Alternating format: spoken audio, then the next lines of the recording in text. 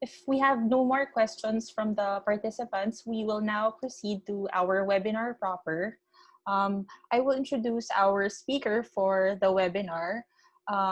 He is my mentor and he's currently the chairman of the Department of Adult Nephrology in the National Kidney and Transplant Institute. Our speaker is no other than Dr. Luis B. Limchu Jr., here to talk about the rational use of diuretics in CKD. Dr. Limchu. Okay, let me prepare my slide share. Okay, so wait a second. How come it's like that?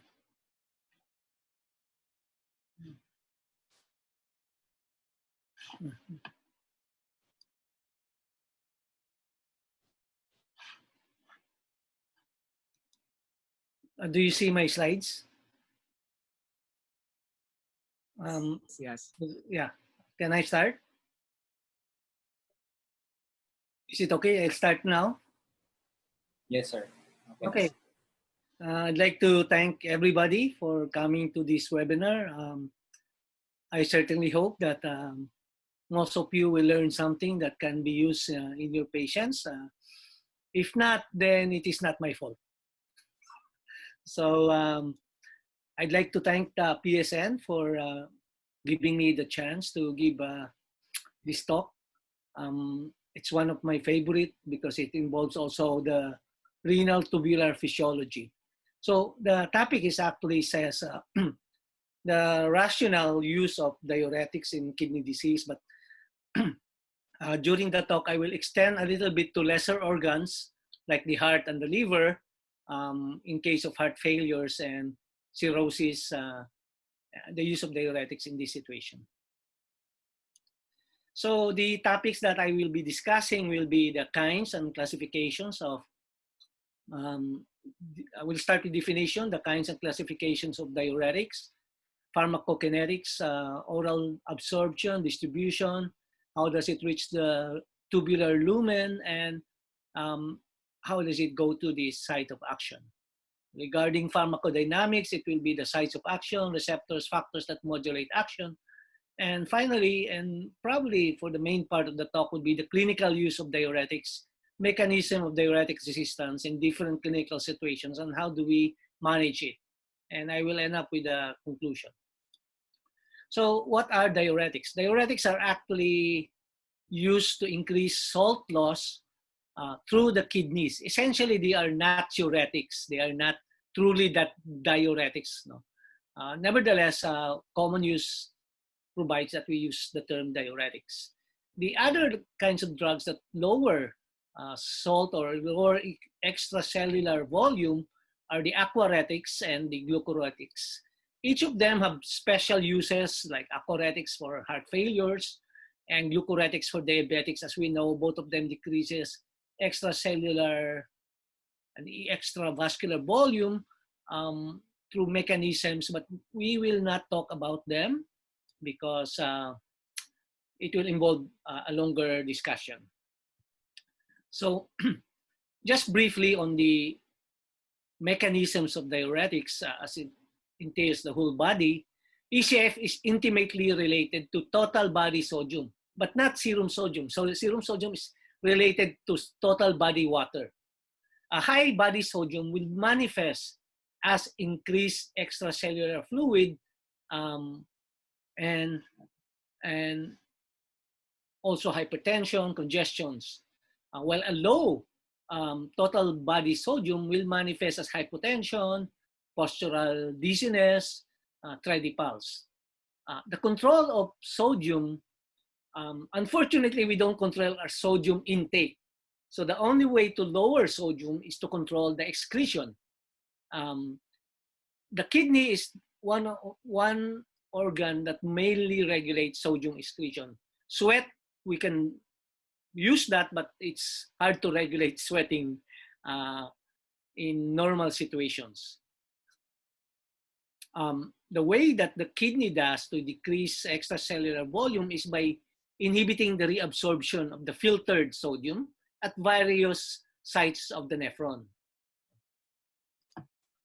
So what is the purpose of diuretics? It's most occasion it's to relieve congestion. Pulmonary would be the main issue. It will also control peripheral edema and ascites. The other uses are for hypertension and miscellaneously for hyponatremia, hypercalcemia, calcium stone prevention, hyperkalemia, and hypokalemia. Nevertheless, we will limit our discussion for this evening to just the two issues of pulmonary congestion and try to help with the decreasing pulmonary edema and ascites. So the current applications of diuretics, and this is a quote from David Ellison, which I will introduce a little bit later. The diuretics, each of them has distinctive pharmacokinetics and pharmacodynamic properties that affect the response as well as their potential for adverse effects. But many clinicians and even some nephrologists and internists use them in a stereotype manner, reducing their effectiveness and potentially increasing the side effects. I'm sorry for the quality of the slides. It's the best I can do. We will focus just shortly on this slide on the side effects, which are numerous. Almost all diuretics will have hypersensitivity reactions, as you well know. Loop diuretics will cause hypokalemic alkalosis, hypomagnesemia. Mechanism I will explain a little bit later, and ototoxicity. Distal convoluted tubules diuretics, such as thiazides, and would involve hyponatremia, it's common side effects that we should watch out, hyperglycemia, hypokalemic alkalosis, hyperuricemia, and of course, azotemia when combined with loop diuretics. Potassium-sparing diuretics, as the name implies, will cause potassium sparing and will therefore cause hyperkalemia with the corresponding secondary effect of hyperkalemic metabolic acidosis. Spironolactone will cause gynecomastia. It may or may not be a side effect depending on your point of view, but nevertheless, it's a common side effect, especially for males. So among the drugs that can affect the pharmacokinetics or the action of the diuretics are NSAIDs, salts, decongestants. We'll discuss that a little bit. It will decrease the diuretic response.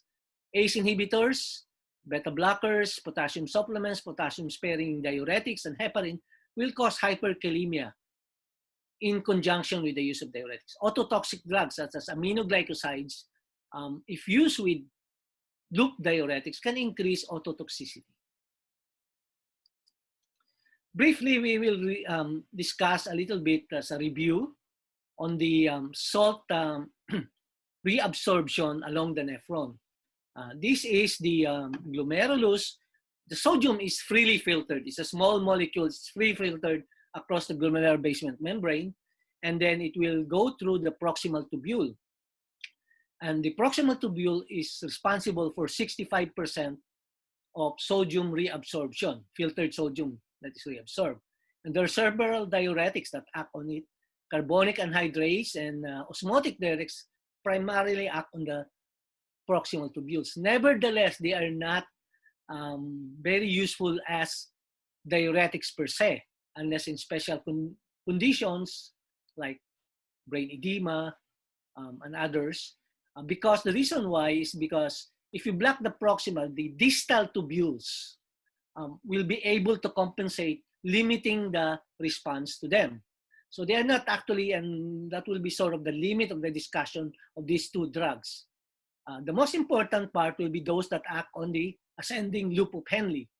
These are the loop diuretics, and the ascending loop of Henle is responsible for 25% of sodium reabsorption. Blocking them, therefore, and blocking the distal, considering that there will be no distal compensation, will result to about a FeNA of about 20 to 25% per nephron. Next, we go to the distal tubules. This is the early distal tubules and the late distal tubules. This is the site of actions of thiazides, and it's responsible for 5% of filtered sodium reabsorption. Then we go to the distal cortical collecting ducts as well as down to the other collecting ducts.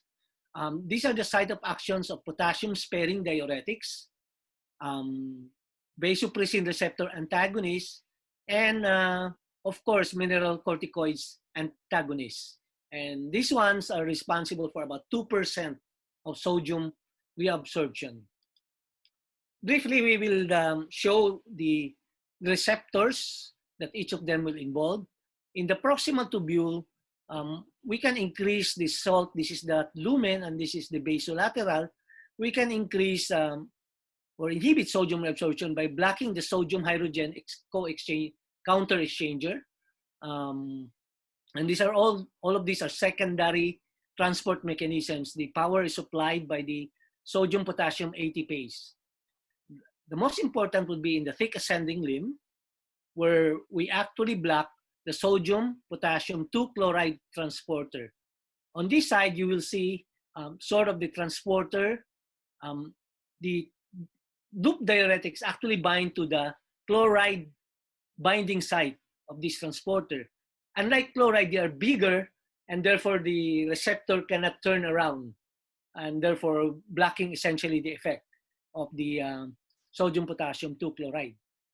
Then we'll go to the distal tubules, distal convoluted, in which you will see the sodium chloride co-transporter, which is electroneutral, and the drugs that inhibit them are the thiazide, essentially through similar mechanism to the loop diuretics. More distally, what is essentially blocked by both potassium-sparing diuretics and secondary by aldosterone would be the ENaC, which is the electrogenic sodium transporter tubule channel, and the potassium spare bind on this site, while the aldosterone will bind on the basolateral side, secondarily affecting the sodium channel.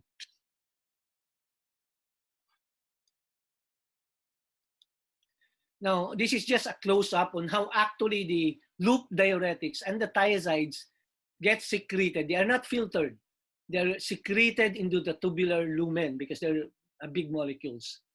And they are anions. So this is the blood side and this is the luminal side. In the blood side, they actually bind to organic anion transporter 1. This will involve both the loop diuretics and the distal convoluted diuretics, such as thiazide. They will go inside the cell and will be secreted to the lumen by the multiple resistant protein 4. As you can see in this cartoon, there are certain situations which blocks or compete with loop diuretics in binding to the site. Probenecid will block. Uric acid and other uremic anions, which accumulate with CKD, will compete with loop diuretics on this binding site, essentially decreasing the effect or the serum level to effect ratio. Obviously, you can overcome that by increasing the dose. So, panalo ang loop diuretics in terms of number of molecules that will bind to the sites. And this is the site of action of loop diuretics in the thick ascending limb. As I said, this is the sodium, potassium 2-chloride, NKCC2, which is different from NKCC1 in the macula densa, but I will explain that later. What happens essentially is this blocks this, therefore sodium cannot be reabsorbed. A secondary effect is, remember that this one, together with the ROMK, is responsible for the positive electrogenic mechanism of the loop, of the ascending loop. Normally, this will be responsible to about 50% or some amount of sodium reabsorbed through the paracellular pathway. Kasi positive siya, it will push the sodium, magnesium, and calcium. Now, if you block this, obviously, this will also be blocked since there's no positive the passage lumen is decreased and causing the hypomagnesemia and hypercalciuria when you give loop diuretics. Sometimes you give loop diuretics continuously, you might get stones, kidney stones. So let's briefly go to the absorption of diuretics. In this case, primarily loop diuretics. You take it by mouth and it goes to the gastrointestinal tract. The absorption in the gastrointestinal tract varies between different kinds of loop diuretics. Furosemide is, this is, dito pala absorption. Absorption will vary and I will explain that later. Once it gets absorbed, it is distributed, binding to albumin through the whole circulatory system and finally goes into the kidney. Once it goes to the kidney, as I mentioned previously, it will be secreted and then acts on the site of action. These loop diuretics are metabolized as well. It doesn't stay forever in the blood. The furosemide is 100% metabolized in the kidney by two major mechanisms. Bumetanide and torsinide are both metabolized in the kidneys and in the liver. Bumetanide is 50-50. Torsimide is primarily in the liver. It will affect some of the choice of diuretics and the pharmacokinetics of these loop diuretics in different clinical situations. So generally, let's go briefly on the generalities. Most loop diuretics are secreted by the proximal tubule via specific transport system. Almost all diuretics acts through the tubular lumen except tolvaptan, as we know, acts on the vasopressin receptor, and spironolactone, which act to the aldosterone receptor. Tubular drug levels is more important than blood drug levels because it is where the site of action. You need to be aware of that since sometimes in certain situations, higher blood levels does not translate to high tubular levels. Blood levels, however, is the cause of the side effects. The maximum effect of the drug is dependent upon the site of action. Therefore, loop diuretics will be stronger since they inhibit 20% to 25% of sodium reabsorption. We go to thiazides, which is about 5%. The distal diuretics, potassium-sparing diuretics, and spironolactone only accounts for about 5 to 8% inhibition. So, tubular secretion is not needed, as I said, on mineral corticoid blockers and perhaps itaclinic. What is that clinically useful? We are clinically useful where GFR and blood flow to the kidneys are quite low, that this drug which act to the basolateral directly from the blood can be useful in these situations like in congestive heart failure and prominently in cirrhosis. I have to move this, sorry. Now, gastrointestinal absorption of loop diuretics are relatively quick, so they should be active within 2 hours. And then the bioavailability of bumetanide and torsinide is typically 80%, while furosemide is 50% only bioavailability. The half-life of the furosemide is shorter than the other drugs. It is limited by absorption, which is slower than excretion, therefore it lasts for longer time. When patient is switched, therefore, from intravenous to oral diuretics, the dose of bumetanide and torsimide can be maintained, while the dose of the furosemide should be at least doubled when you shift from IV to the oral form. Now, we'll stay here for a while. I want to discuss this a little bit because this is sort of one of the most important things to discuss regarding diuretics. Now, let's start here, the lower figure, and these are logarithmic scale. No? So we'll discuss a little bit why that is important. So this is the threshold, meaning if you're below the threshold, you can give 20 milligrams 40 times a day, it will still not reach threshold. So the proper response would be to double, since it's logarithmic in scale, to double the dose And that explains why if there's no response, you double the dose. Now, each of the diuretics have a ceiling. So what happens to this ceiling?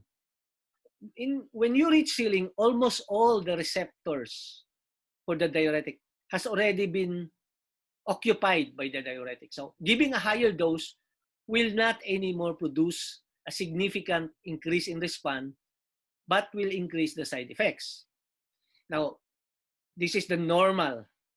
In abnormal situations, sometimes the threshold actually increases. When you have congestive heart failure, CKD, and all that, you may have an increased threshold. And therefore, you need to give a higher dose. Maybe the oral will barely be on top and the IV will be enough. Nevertheless, the oral will last longer. So that's why you can give it twice a day. The IV has a higher peak but a shorter duration below the threshold. So right away, that's why you can give it every 6 hours, unlike the oral. Now, the metabolism and excretion of loop diuretics, approximately 50% of administered furosemide is excreted unchanged in the urine. The remainder is eliminated by glucuronidase, predominantly in the kidney.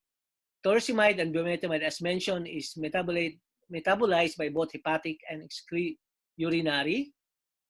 Metabolic fate is that 1/2 of torsemide is prolonged, the T half-life, in kidney failure, while the bumetamide and torsemide are the same. The T half-life is almost the same. We'll show that a little bit. So in CKD, the T 1/2 of furosemide is actually increased, while the torsemide and bumetamide is preserved. Deafness and tinnitus of both loop diuretics appear to be resulting from high serum concentrations.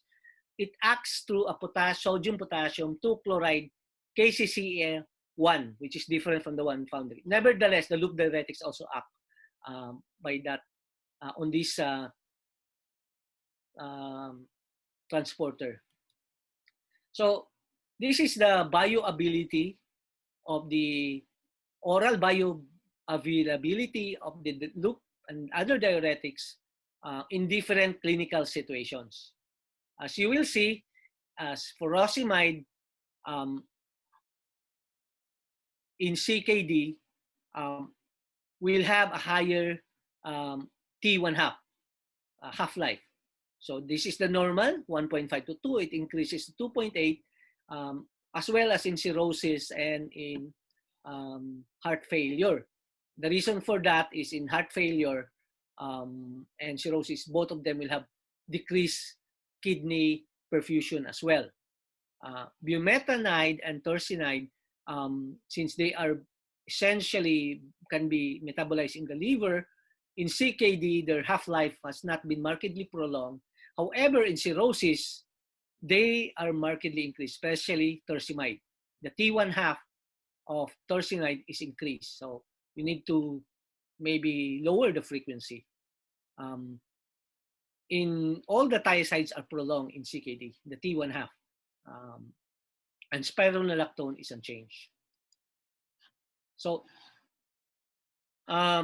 what are the determinants of the ceiling effect?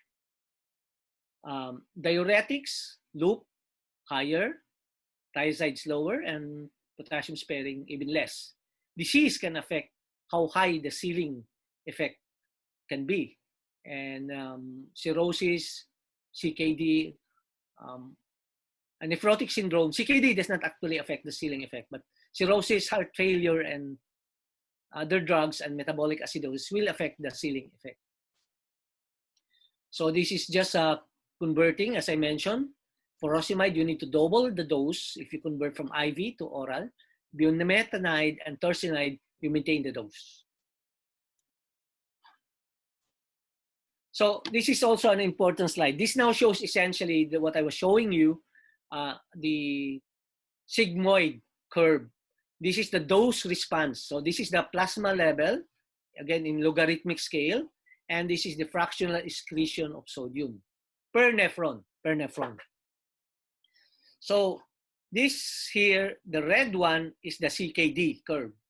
As you can see, it is shifted to the right, meaning that to, like in the threshold, you need to give a higher dose to reach the threshold as compared to a normal individual. Nevertheless, if you look at here, the starting of CKD, they're actually excreting a lot more sodium than normal per nephron. Brief explanation is per nephron, there are less nephron in CKD, therefore the remaining functional nephrons has to overcome and compensate for the nephrons that were lost, and each nephron will be excreting more sodium without any drugs as a baseline. So they start at a higher dose, at a higher level. Now, this can be shown for both heart failure and maybe for cirrhosis. So you notice at once it's also shifted to the right. You need a higher dose to achieve the threshold. Nevertheless, even how much you increase the dose, the maximal effect is limited. No? So the ceiling is going down because of compensatory mechanisms such as decreased GFR, activation of vasopressin, and the RAS, sympathetic nervous systems, which all act to sort of maintain volume or increase the volume where the body perceives that effective arterial blood volume is low. So it lowers the ceiling. So kidney, ceiling is the same. Heart failure, ceiling is lower. So we'll explain a little bit on that. So therefore, what happens is the way you usually explain this is hindi siya nag-respond ng 40, there's some amount of resistance, diuretic resistance. Now, what are the causes of diuretic resistance is shown in this table. Could be wrong diagnosis, hindi pala volume, lymphatic edema. A typical example probably would be giving of nifedipine and other calcium channel blockers. When you get edema on the legs, they are not essentially reflective of higher extravascular volume. Increased salt intake, the drugs are working, but the patient is taking just more salt or not the appropriate salt intake, therefore halos walang effect. The others are non-adherence, inadequate or infrequent doses, poor absorption in cases of heart failure, decreased renal blood flow in heart failure and cirrhosis, decreased functional mass of the kidney, CKD and in the elderly, and proteinuria. The other inadequate renal response would be CKD, decreased effective in edematous conditions, and I could not see the other. Prolonged diuretic therapy and NSAIDs. So diuretic resistance so we discussed a little bit of this small organ called the heart in congestive heart failure. Low blood flow leads to lower renal blood flow and a lower GFR. There's activation, as I mentioned, with the counter-regulatory mechanisms. I have explained that a little bit, which act on the proximal tubule. So konti na lang yung salt that is acted upon in the loop of Henle kasi dumaan muna sa proximal tubule. GI problems, especially in congestive heart failure, where there is edema of the intestine, and more importantly, may be slow intestinal contractions, and therefore a slower and a lower peak. And of course, this one can affect the renal function as well, which leads to acidosis and anion accumulations. So what are these strategies? And this is a little bit crowded. I hope you can follow through this. What are the diuretic strategies in acute decompensated heart failure? And this was based on a trial. So essentially, you need, if you're giving oral, you need to give 2.5, the home daily dose, and it has been prone to be tolerated and effective. The usual concern, and we hear some nephrologists, wag na natin taasan kasi tataas yung CREA. And surprisingly, it turns out that this is based not really on facts, because the studies showed that actually those who had an increase, a moderate increase in creatinine, actually had a better prognosis. No? So we probably change our mind and say, if it's an increase but it's not progressive, then probably it would be for the better of the patient. If despite using this, no adequate diuresis, a step care approach has been shown in this study to be as effective as invasive techniques such as ultrafiltration. And I will show the step care technique. So level 1 is when your current dose is less than 80 milligrams per day, then you give a bolus of 40 milligrams and you can start infusion at 5 milligrams per hour. If the patient starts off with a higher furosemide dose, you can give the 40 and increase the infusion rate. Corresponding, you can continue to increase up to 30 to 40 milligram per hour. And the bolus will remain at about 80 since, as I said, the threshold, no matter what you do, the ceiling is already reached. No? And then you can add other diuretics which act on the other part of the nephron. So you can start with 5 milligram, double the dose twice a day, and then maintain that. It mentions metolazone, but essentially all the tyroside diuretics are as effective. So you've been giving the diuretics. So the first dose, you were quite happy, celebrating, umihi ng 1 liter. The second dose, 500 na lang. The third dose, 200. So this is called diuretic braking.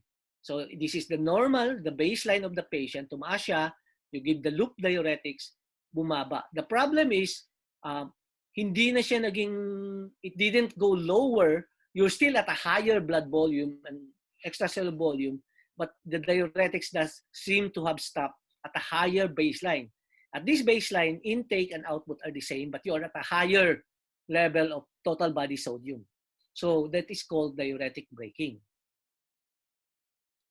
So to explain this a little bit, so I'm going to show you this one. So this is essentially furosemide. This is the control level. This is the sodium intake between furosemide dose. And so this is furosemide dose 1 and furosemide dose 2. As you can see, bumaba yung effect on the second dose. Now, and in between those are interdiuretic period in which actually salt retention occurs as a compensation to the diuretic phase. So if you don't limit the salt, you add these small bars, you actually end up essentially no net sodium excretion. So the idea is to limit the salt, or you can increase the frequency so there will be less interdialytic periods in which salt can be retained. So the final example here would be they limit the salt too much and you get an absolute gain of the salt excretion of the diuretics. So the mechanism of giving another diuretics goes this way. So this is the start. You give furosemide or other loop diuretics, effective siya. As time goes on, you get increased salt delivery to the distal will compensate. There will be more sodium channels, more other receptors, and therefore increased distal absorption, limiting the effect of the loop diuretics acting proximal to the distal tubules.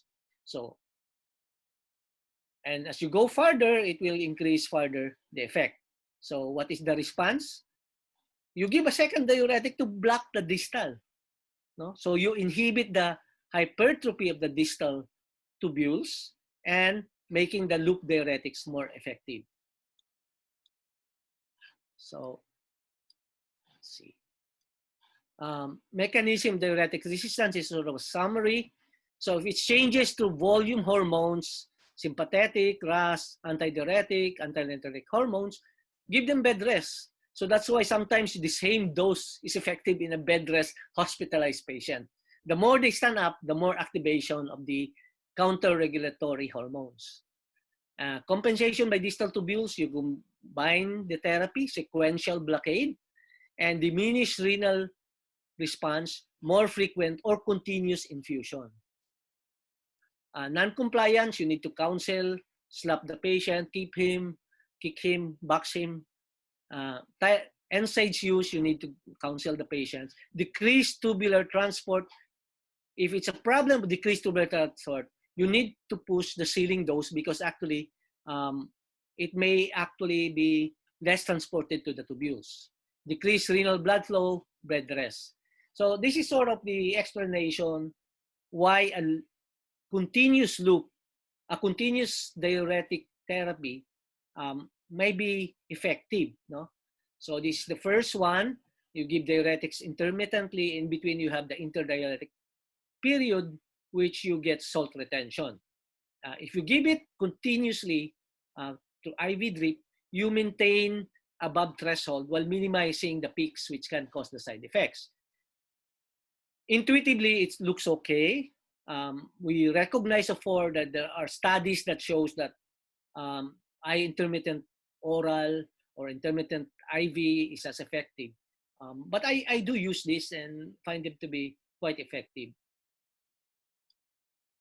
So we now go to the CKD and diuretic resistance. Now, as I said, the ceiling effect is the same as normal, but you start at a higher baseline. The curves are actually shifted to the right. So you need more drugs to reach that threshold. Now, nevertheless, you notice in your CKD patient, you give diuretics, hindi naman masyadong nag-decrease yung edema or congestion. Why is that? The reason is there are less functioning nephron. Per nephron, which is the way the fractional excretion of sodium is measured, you get 20%. But there are fewer nephrons which are able to be responsive because the other nephrons are dead. So the absolute sodium excretion is actually lowered with CKD. No? So that we recognize well. And this goes well as the lower GFR, the loop diuretic effect of sodium excretion decreases, as well as the distal tubule effect. So diuretic resistance in CKD is limited by GFR, which limit the nephron that responds to the diuretic. CKD starts with a higher baseline sodium excretion per nephron. Therefore, the net effect, so meron na siyang mataas, nag-start siya na mataas even with the loop, you add a loop, the net effect from the loop is actually smaller since you started at a higher baseline. Decreased delivery of diuretics to the tubular lumen. There are competitive substances on the organic and ion transport on the proximal tubule. These are urate, organic and ions, and metabolic acidosis. Significant decrease in renal blood flow and rapid counter-regulatory pathway is as compared to non, meaning renal patients decrease the volume a little bit, then there is rapid activation of the sympathetic nervous system and the other pathways, which will counteract the effect of the diuretics in CKD. So these are moderate CKD. I think what is mainly important here is that we see the diuretic clearance. The blue is bumetanide, the red is furosemide, and you will see that bumetanide is higher non-renal, no, compared to furosemide. So the half-life of furosemide is increased, the fractional unchanged is maintained, while mainly the most important is to look at this. While the maximal FeNA, if you go higher than the ceiling, is similar between furosemide and bumetanide, the amount of sodium excreted per day is higher with furosemide than bumetanide. Why? In CKD. Because it has a longer T1/2. The half-life of furosemide lasts longer than bumetanide in CKD, and therefore the effect over the threshold is longer.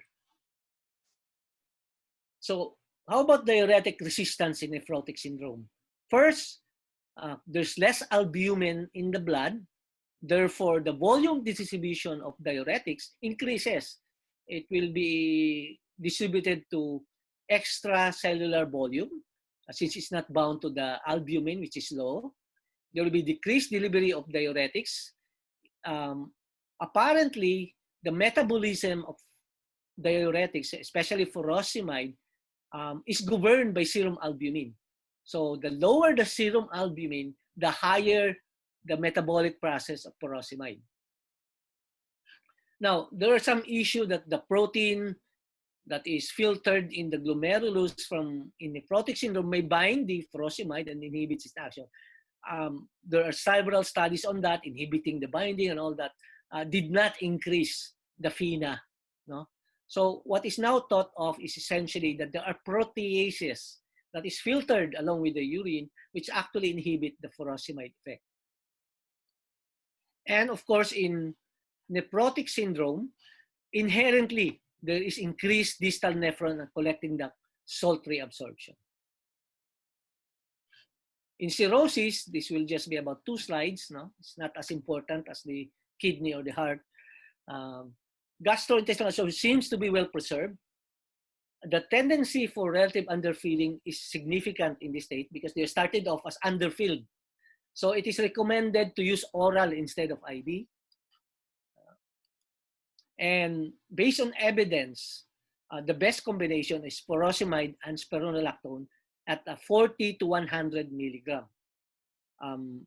This also preserves the plasma potassium, which is of course important in cirrhotic patients, as hypokalemia can give to hepatic encephalopathy. Importantly, for you guys, do not stop the loop diuretics suddenly. Why? Say, remember, there is compensation in the distal tubules. You have proteins being manufactured and attached to the membrane. And if you stop the loop diuretics, there is no more diuretic phase, obviously, but there will be a longer salt retention phase because the distal tubules are still actively reabsorbing more than the normal, the amount of sodium. So it is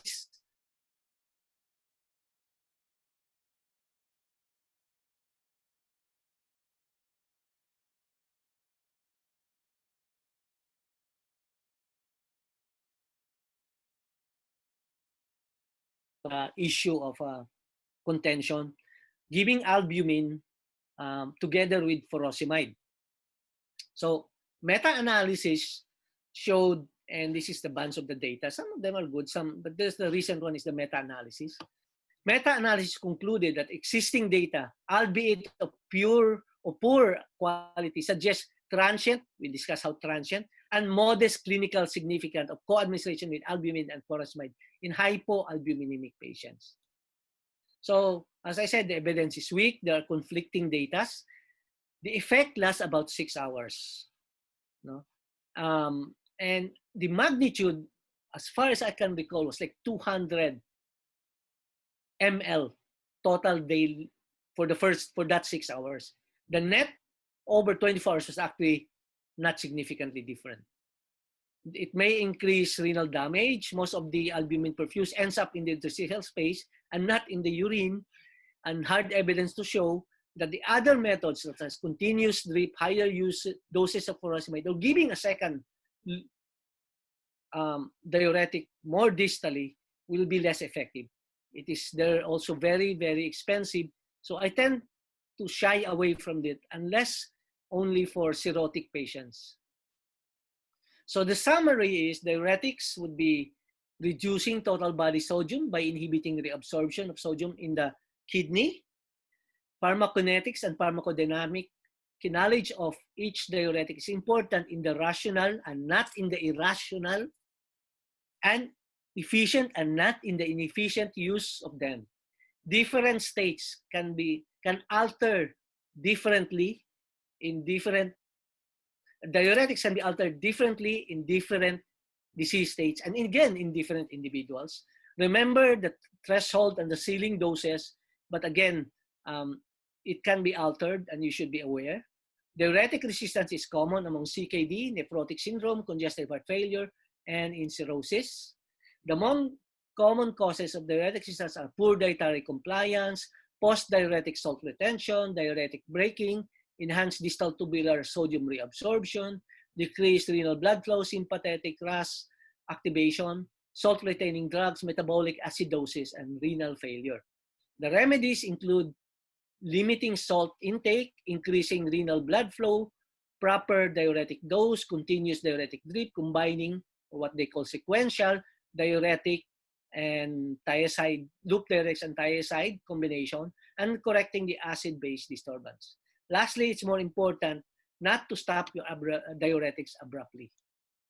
A quote from David Ellison, in which some of the slides were taken. it is best to approach a patient as an N of one trial. With that, thank you very much. And lastly, I'd like to declare no conflict of interest despite the backdraft. My conflict of interest is only in the patient care and in the kidney as compared to other organs. Thank you very much. So I can stop. But how do I do that? Thank you very much, Dr. Lim Chu, for your very extensive discussion of the use of diuretics in kidney disease. We will now proceed with our Q&A portion. The first question is, sir, can you read the questions? No. From Carlo Trinidad. This is malig ang haba.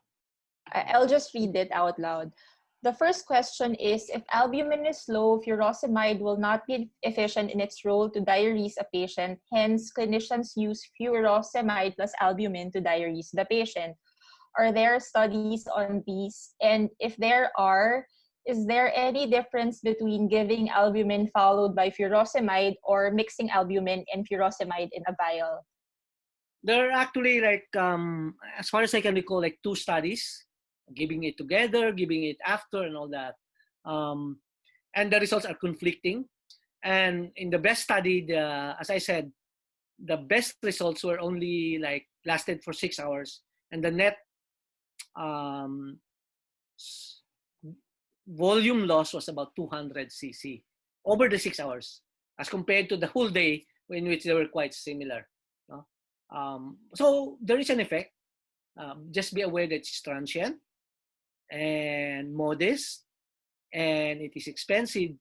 And comparing to other modalities in which we respond to diuretic resistance, not a good study has been done on that. Okay, thank you. For the next question, how do we go about a patient with CKD stage 5 refusing dialysis who is severely edematous that we have to maximize diuresis, but is symptomatic with severe hyponatremia as well?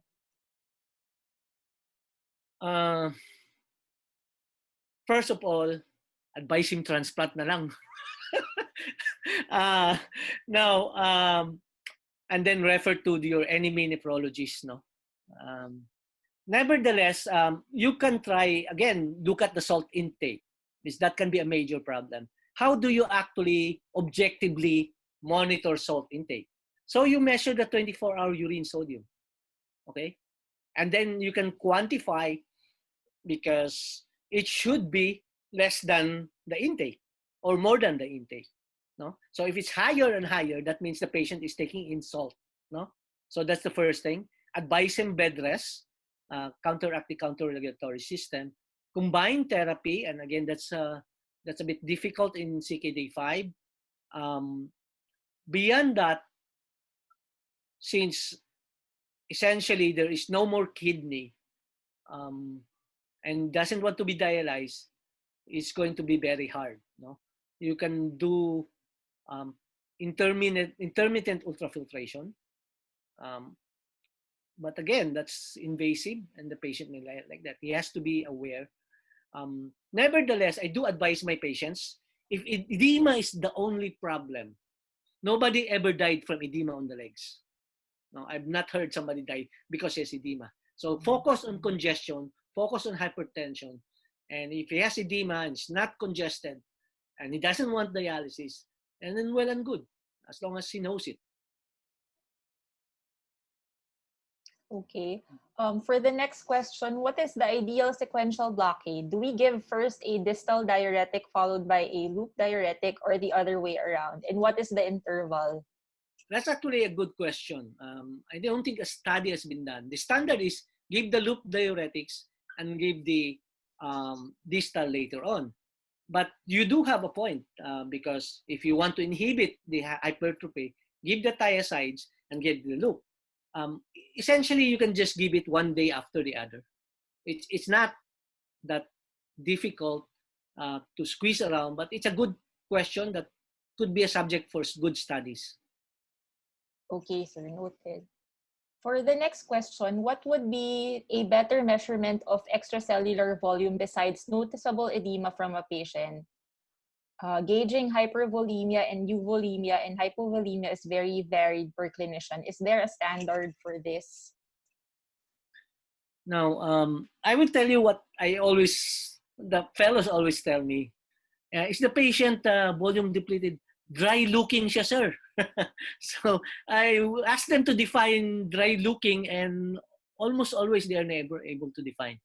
So let's start first with the lower part, hypovolemia. There are high technical terms that is being used to measure lower volume, but I basically just use clinical. If the patient is dizzy when he stands up, then the effective arterial blood volume is low. Total volume may still be high. What is happening there is that you consume the volume intravascularly, but the volume from the extracellular fluid hasn't had the same amount of time to go back to the blood. So there is relative hypo intravascular volume. So you might need to not be too aggressive initially so that you give enough time for the volume to go back into the, from the extracellular into the intravascular. You can check blood pressure. I think blood pressure is significant. And in fact, several studies have shown both in dialysis, if you control the volume, essentially there is no hypertension. So it's clear that volume is important in hypertension. And of course, I look at the lungs, look at the marks for congestion, either bioradiology and other mechanisms. But I still go clinical over, but the edema, as I said, is not a major part because sometimes if you try to relieve and dry up the patient, he gets azotemia to the point of needing dialysis, diba? So counterproductive siya. Huh? So I just moderate or give them advice that don't worry about the leg edema. What were more important is preserving the kidney at the same time avoiding congestions in the lungs. Okay, thank you, sir. For the next question, SGLT2 inhibitors have been shown to provide renal protection due to its natriuretic effect. Can we use them safely in addition to loop and distal diuretics in diuretic resistant patients? Again, a good question. Has not been studied. So this is all opinion. It's up to you if you believe me. If you do not believe me, I do not worry about it. I would say yes. As long as there is some nephron that is functioning, it should be able to do its job. No? The mechanism is that you get an osmotic. So you now be able to remove the volume from the extravascular, move it intravascularly, because there's increased osmolar load. And then you now be able to excrete it into urine. It should work. In fact, it's been shown in hypertension. But studies, maybe one of my fellows will be able to do that. It is an interesting question which has not been answered directly. Okay. For the next question, hypertonic saline was shown to be effective in heart failure patients with diuretic resistance. Will we see the same good response in CKD patients, or should we use caution in using hypertonic saline in heart failure patients with CKD? Okay. Obviously, it's counterintuitive, di ba? But nevertheless, I can see some idea. The same way as hyperglycemia moves the water from the interstitial fluid to the intravascularly, hypertonicity will also move that water from the interstitial in the lungs to the blood, as long as you have a kidney that excretes that extra salt. And that can be a problem if you have both CKD as well. No? So I've not done it. I would be very cautious. You probably have to give the sodium hypertonic slowly and make sure you have a good diuresis before you actually attempt it. I've not read the study, so it'd be something that I will look into. Okay, thank you, sir. For the next question, please comment on the purported hypotensive effect of diuretics. Is the hypotensive effect due to volume loss from diuresis, or is there another mechanism that the diuretic can induce hypotension? I don't know of another mechanism, maybe some small reports, but major reports and in the experts that I read, most of the hypovolemia is from decreased extra intravascular volume. Okay. As I said, it may be total body volume is still high, but the intravascular volume is depleted or low. So that may be the cause of hypotension. I don't know yet of any. So giving diuretics in patients who they usually set a low blood pressure and then do not give diuretics. I'm not sure that is based on evidence. No, as long as you give it slowly, and if there is no urine output, it's not the diuretic effect. It may, in fact, there's some reports of smooth muscle, but I don't think it's a major cause of hypotension in this case in loop diuretics. So basically, I'm not sure why there is like don't give furosemide if less than BP of something. I'm not seeing a good reason for that. Okay, thank you, sir. Another question, is there a difference in giving continuous infusion compared with bolus diuretics? In your practice, when do you start drips rather than boluses? Okay.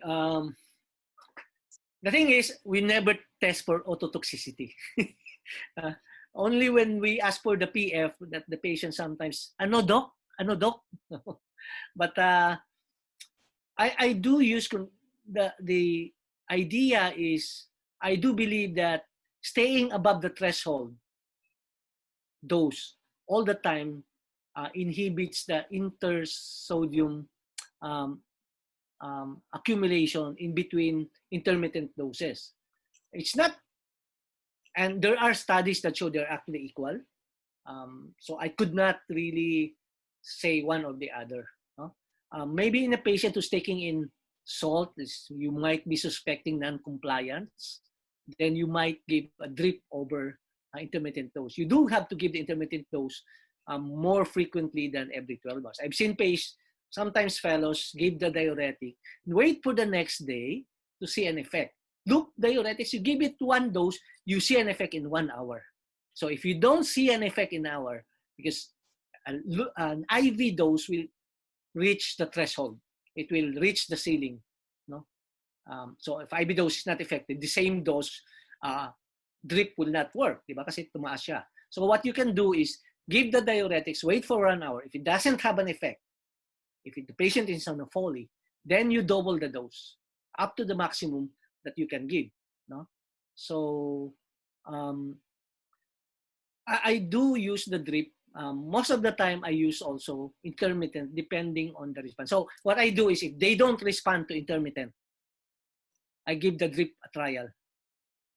Okay, sir. Sir, in your experience, what's the maximum furosemide drip rate that you have ever used for a patient? In normal patients, you can give 5 milligrams per hour. The maximum is about 40 milligrams per hour. So if you multiply the simple calculation, 40 times 6 is about 240, okay, which is about the maximal bolus that you can actually give. Okay. It's about 200 milligrams. Giving 1,000 milligrams is not going to change the urine output if it doesn't respond to about 250 milligrams of bolus. So a more effective will be if you give a smaller response with IV bolus, give it more frequently. You can actually give it every 4 hours. And the problem with giving it every 4 hours naman is that you now have more time for peak effects, and the side effect of ototoxicity may become more real. Okay, noted, sir. Thank you. For the next question, when will furosemide cause hyponatremia? Okay, that's a good question.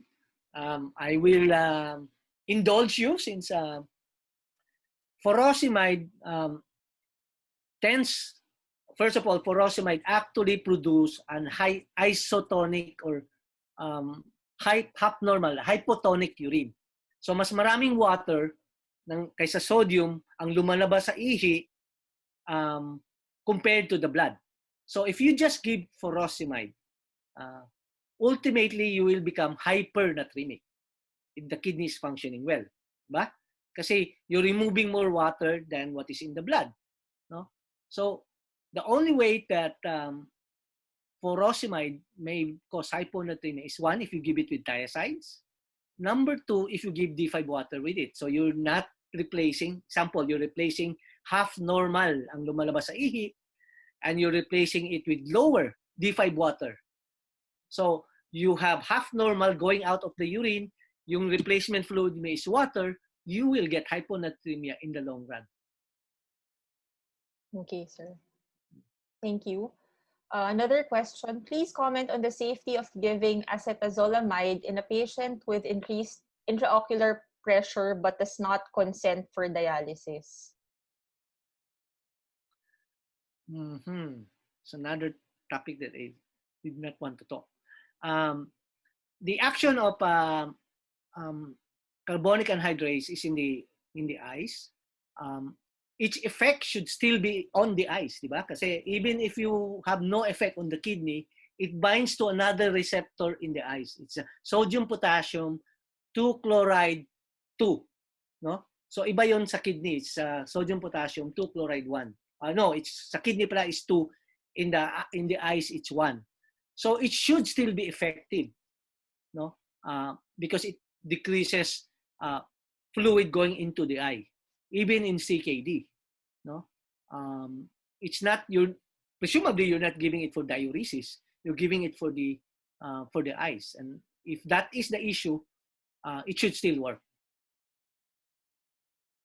Sir, regarding this, maybe we have to consider also the level of metabolic acidosis. Exactly, that I knew that was the next question. Assuming that the patient is already CKD5 or ESRD, sir.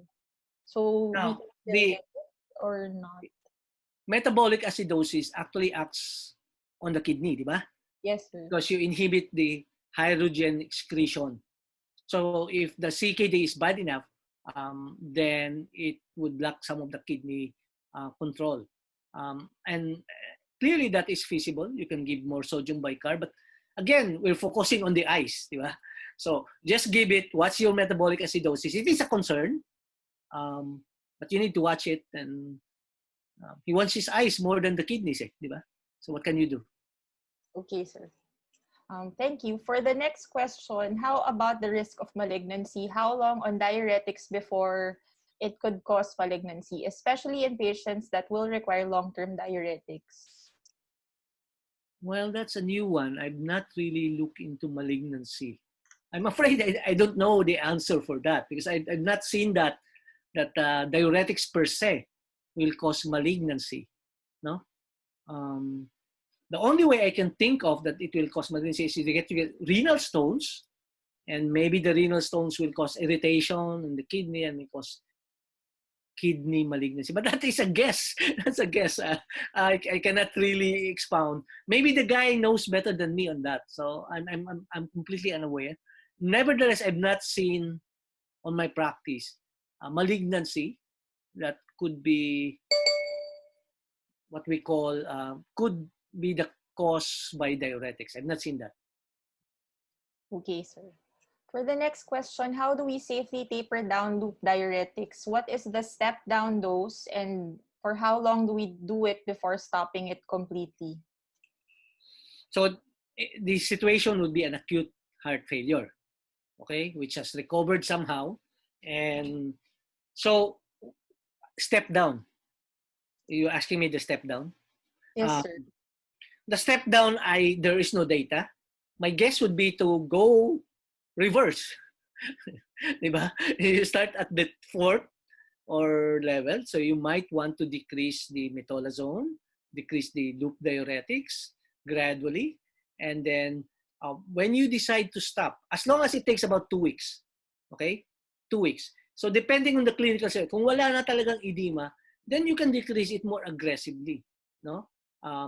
And there is no more fear for salt retention, no? So I'm afraid I cannot give you as a good response to the step up with regard step down, because there's a lot of considerations that has to be made. Again, a good study. Okay, sir. Thank you. Next question, is the ototoxicity in loop diuretics reversible? No, No. it's not. So the patient cannot hear your PF because you give them a lot of loop diuretics. That is your fault. Ang PF mo 50,000, 50 pesos lang binigay sa'yo. I'm just joking. Okay. Noted. For the next question, could you comment on the use of tolvaptan in diuresing a patient with hyponatremia and congestive heart failure? Well, tolvaptan, as I said, the mechanism is you remove water from the kidney, you concentrate the intravascular fluid, you move fluid from the interstitial space to the hyperosmolar intravascular space, relieving congestion. So obviously, the fear would be that you can get into problems because of the hypernatremia effect, diba? You can give it in hyponatremia; it's effective there. No, it's a good drug, but if you give it for patients who are already borderline, the company actually advises you to monitor your sodium closely. No, so I would stick with that. It does work. People with a lot more experience than me, and again, several studies have shown that it's work even for chronic use. The problem is it's very expensive for chronic use. Okay, sir. Thank you. I think Dr. Balmores raised his hand. Can we hear from Dr. Balmores? Yeah, he's a more expert there. Benji. Hi, sir. Hold on. No. Wala kang video, Benji. I cannot enter, sorry. Sige. We just trust you that you're alone. Okay. Sige, proceed. Okay, go ahead. Go ahead. No, go ahead. Okay. Proceed, Benji. I thought you were going to discuss about tolvaptan. You're a more expert there.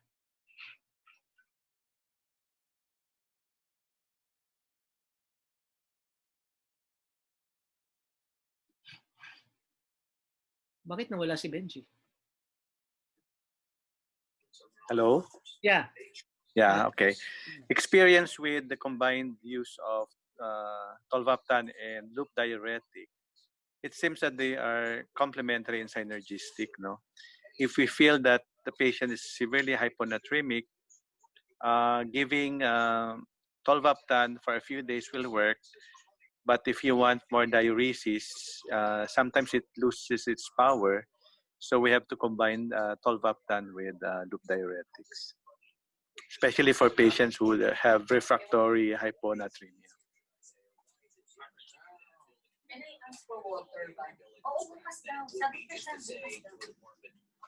Thank you, Benji. Will you stay a while for answering the other questions? Okay. Yeah. Go ahead. Yes, sir. Unfortunately, in the interest of time, we have to end the discussion here. Thank you very much, Dr. Balmores, for your participation. Thank you very much, Dr. Lim Chu, for your time in discussing diuretics in kidney disease. We would like to say thanks again to the audience for your active participation. Hopefully, the presentation will be beneficial to everyone.